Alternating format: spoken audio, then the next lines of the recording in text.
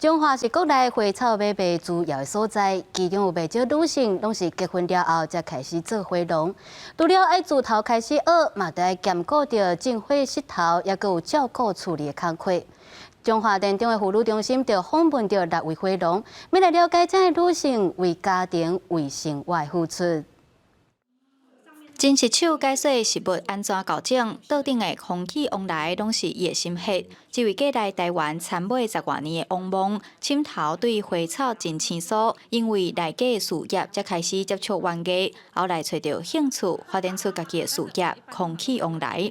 我自己有兴趣，是因为它对我来说比较轻松的一段事情，比如不用靠自己的体力去做。然后还有就是说，我玩出自己的兴趣，它就是很简单，需要通风、光线。 水浇水就好了，很好养的植物。早前社会妇女总是嫁对嫁飞，嫁到对到走。伫参买有袂少查某花农，是因为翁婿才踏入种花之途。田中妇女中心透过访问6位无同年岁的花农，了解因的生命故事，用展览互大众看到女性为家庭、为生活付出甲坚强。遮花农伊拢做认份的，啊，毋过伊即个嘛有创作出。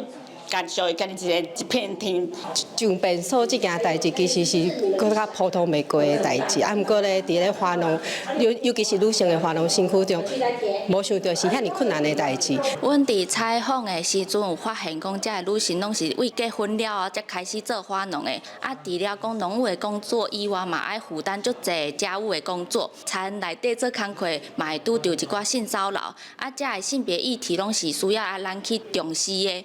过去人讲嫁着做田翁，每日无闲热头脏。主办单位表示，种花草无论风吹雨淋，拢爱做实。这女性花农，有人拼死行出家己的事业，有人用充满疗魂的双手，种出一蕊一蕊的水花。希望透过展览，互大众看到女性论命的精神。